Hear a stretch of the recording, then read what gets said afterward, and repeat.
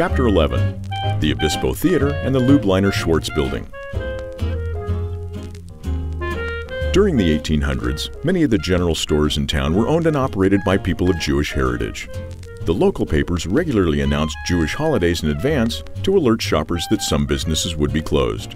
In 1868, Louis Schwartz partnered with Henry Loobliner to build a brand new two-story building on the corner of Choro and Monterey.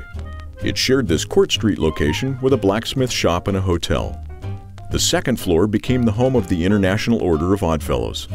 The hall was used to hold fraternal meetings, a Hebrew Sabbath school, and a Hebrew Benevolent Society, all of which strengthened the Jewish community. The gracious old building served many purposes over the years, including a post office. It was finally demolished in 2004 after 140 years to make room for progress.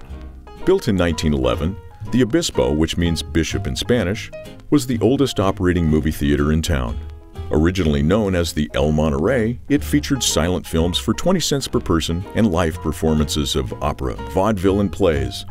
It had a seating capacity of 1,000, a large stage, an orchestra pit, even dressing rooms.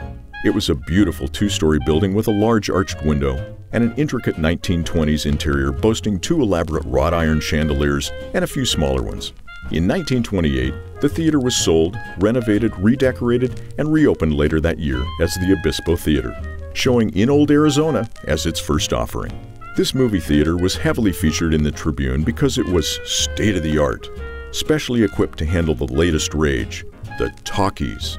In 1933, a large group from Hearst Castle came down to see a preview of a movie featuring Marion Davies, Hearst's girlfriend.